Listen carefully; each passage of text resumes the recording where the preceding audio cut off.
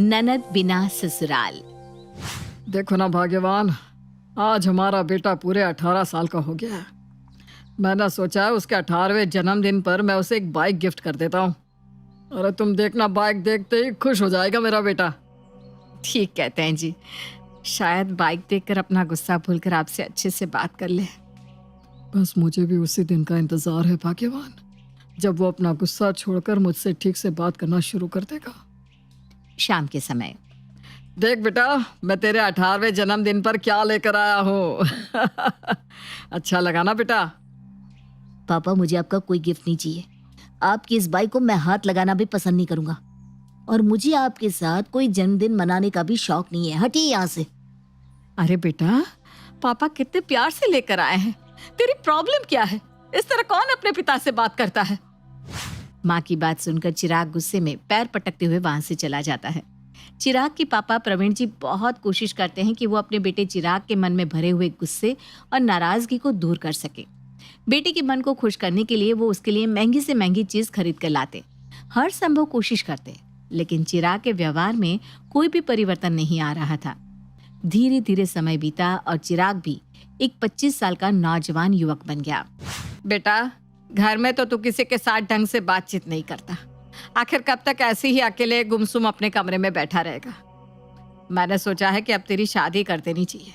कम से कम एक साथी तो होगा तेरे पास, जिसके साथ तू अपना सुख दुख बांट सकेगा। मुझे कोई शादी नहीं करनी। मुझे मेरे हाल पर छोड़ दो। मैं जैसा हूँ ठीक हूँ। बेटा, माँ बाप तो आज है कल नहीं, हमारा क्या भरोसा। लेकिन अगर तू शादी नहीं करेगा तो कल को हमारे जाने के बाद दुनिया में अकेला रह जाएगा। जिंदगी बहुत बड़ी होती है बेटा, ऐसे अकेले नहीं कटा करती। इसलिए मेरी बात मान और कोई अच्छी लड़की देखकर शादी कर ले।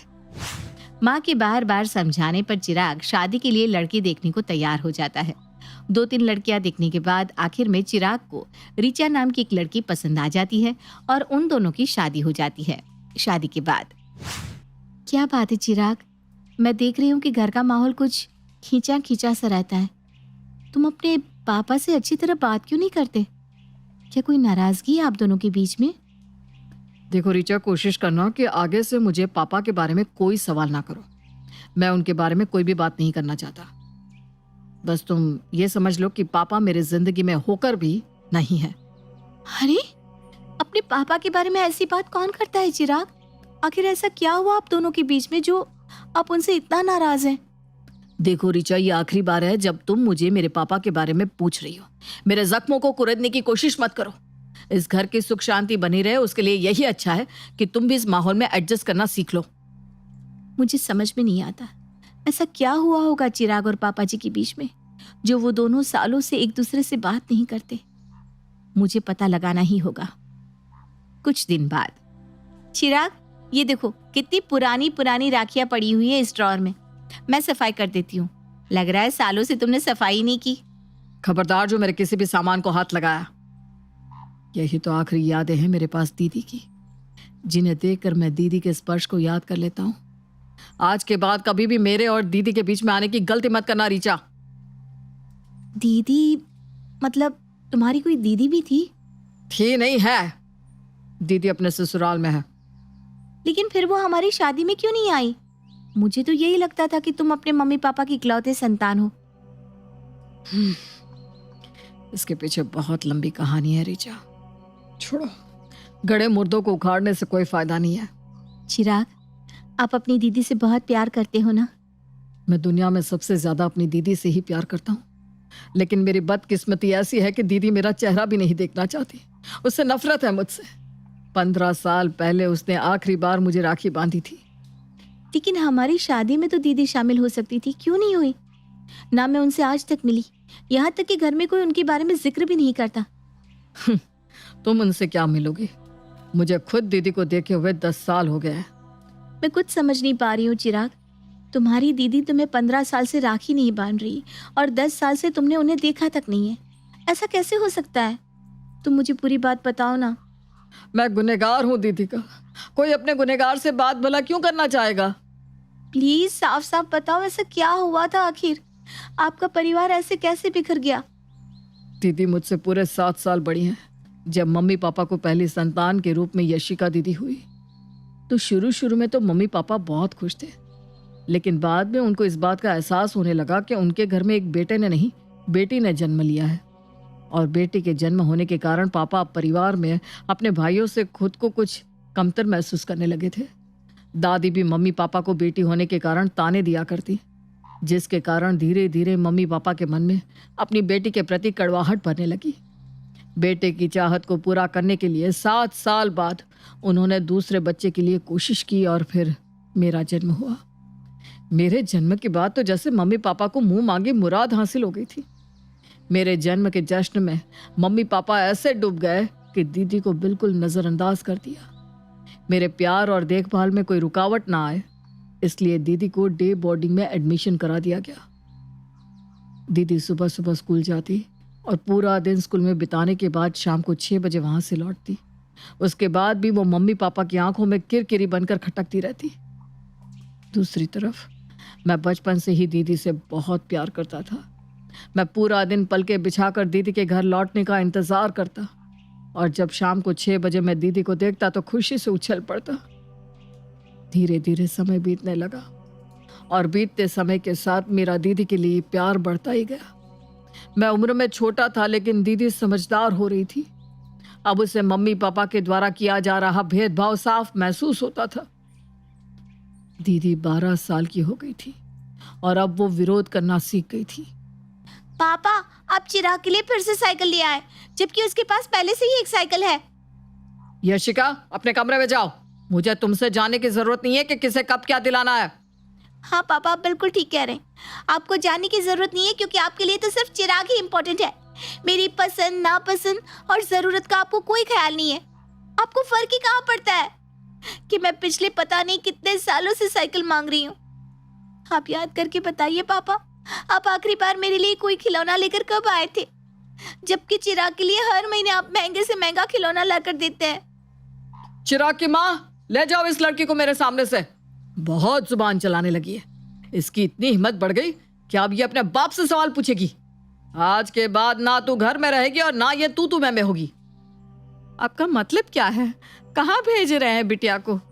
मैंने सोच लिया है कि अब ये हॉस्टल में रहेगी। मुझे हॉस्टल नहीं जाना। पहले ही आप लोगों ने मुझे डे बोर्डिंग में कर रखा है। पूरा दिन तो मैं स्कूल में रहती हूँ। अब ये कुछ घंटे भी मेरे साथ रहना आप लोगों को बर्दाश्त नहीं है। बदतमीज होती जा रही है तुम्हारी बेटी। इसको सुधारने का एक ही तरीका है कि अब ये यहाँ से हॉस्टल जाए। ऐसे बदतमीज बच्चों को सुधारने के लिए हॉस्टल से अच्छी जगह कोई हो ही नहीं सकती। दीदी ने बहुत कहा कि वो हॉस्टल नहीं जाना चाहती, लेकिन मम्मी पापा ने दीदी की एक बात नहीं सुनी और उन्हें हॉस्टल भेज दिया। हॉस्टल जाने के बाद पापा मम्मी का दिल दीदी के लिए और भी ज्यादा सख्त हो गया और उन्होंने इस बात को याद रखना भी बंद कर दिया कि उनकी एक बेटी भी है। दीदी भी पापा मम्मी के प्यार के लिए तरसते तरसते कब पत्थर की हो गई, उन्हें खुद भी एहसास नहीं हुआ।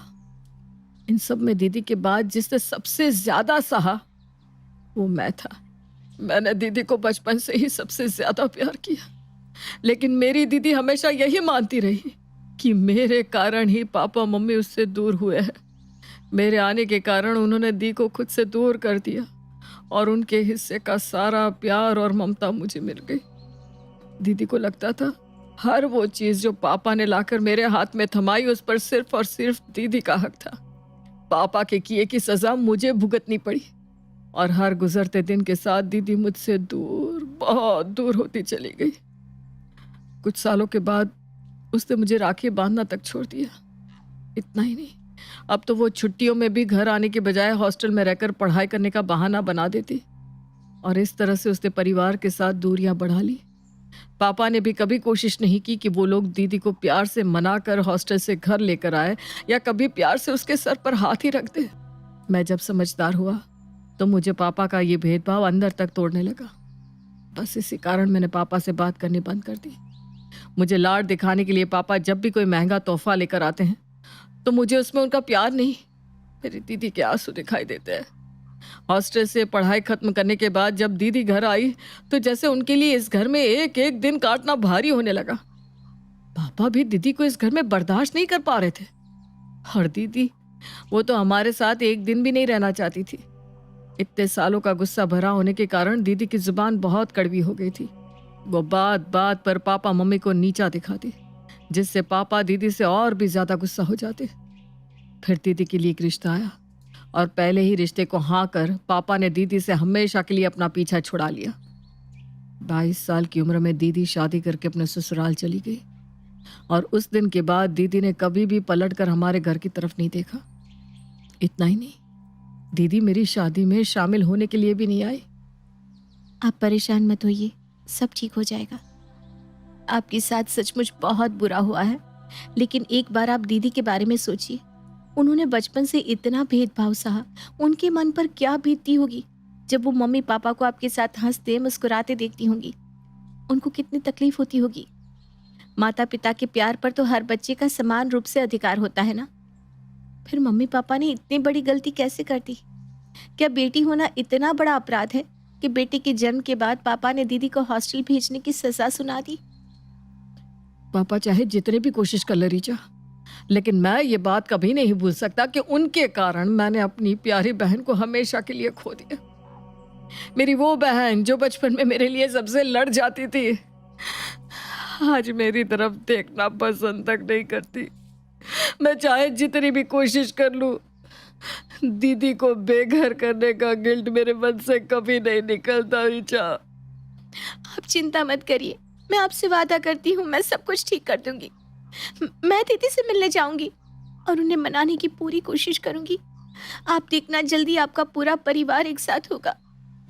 रीचा यशिका के ससुराल जाकर यशिका से मिलती है। दीदी, मैं रीचा हूँ, आपके छोटे भाई चिराग की पत्नी। आपको इनवाइट करने के लिए आई हूँ। कल आप आकर हमारे साथ लंच करिए, सबको बहुत अच्छा लगेगा। अरे गलत जगह पर आ गई हो तुम। रीचा, यहाँ आने से पहले अपने ससुराल वालों से परमिशन ली थी या नहीं? अगर उन्हें पता चल गया ना कि तुम यहाँ आई थी तो तुम्हारा भी उस घर में रहना मुश्किल कर देंगे। आप ऐसी बातें क्यों कर रही है दीदी? ऐसा कुछ भी नहीं होगा। आपके छोटे भाई ने आज तक आपकी एक एक निशानी को अपने पास संभाल कर रखा हुआ है। मम्मी पापा की गलतियों की सजा आप अपने भाई को क्यों दे रही हैं दीदी? चिराग के लिए ही सही, आप एक बार आइए तो। रीचा, तुम एक अच्छी लड़की हो, खुद सोचकर बताओ, अगर शादी के बाद तुम्हारे मम्मी पापा तुम्हें दूध में गिरी मक्खी की तरह निकाल कर फेंक दे तो तुम्हें कैसा लगेगा? शादी के बाद आज तक मेरे मायके से मुझे कभी न्योता नहीं मिला। मम्मी पापा ने कभी जानना भी नहीं चाहा कि मैं जिंदा हूं या मर गई। कोई भी तीज त्योहार हो या कोई और उत्सव, अगर मैं माँ को फोन करती ना तो वो यही कहती, बेटा शादी के बाद लड़की का ससुराल ही उसका घर होता है, बिना बात तो यहाँ आएगी तो घर का माहौल खराब हो जाएगा। बस मैंने भी सोच लिया कि जब मेरे मायके जाने से वहां का माहौल खराब होता है तो मैं वहां क्यों जाऊं। अब मैं चाहे जिस हाल में रहूं, अपने ससुराल में खुश हूं। मैंने अपने हाल में जीना सीख लिया है रीचा। बेहतर होगा तुम मेरी शांत जिंदगी में पत्थर मारकर हलचल पैदा ना करो। ननद यशिका की बात सुनकर रीचा घर लौट आती है। दीदी अपनी जगह पर ठीक ही तो है।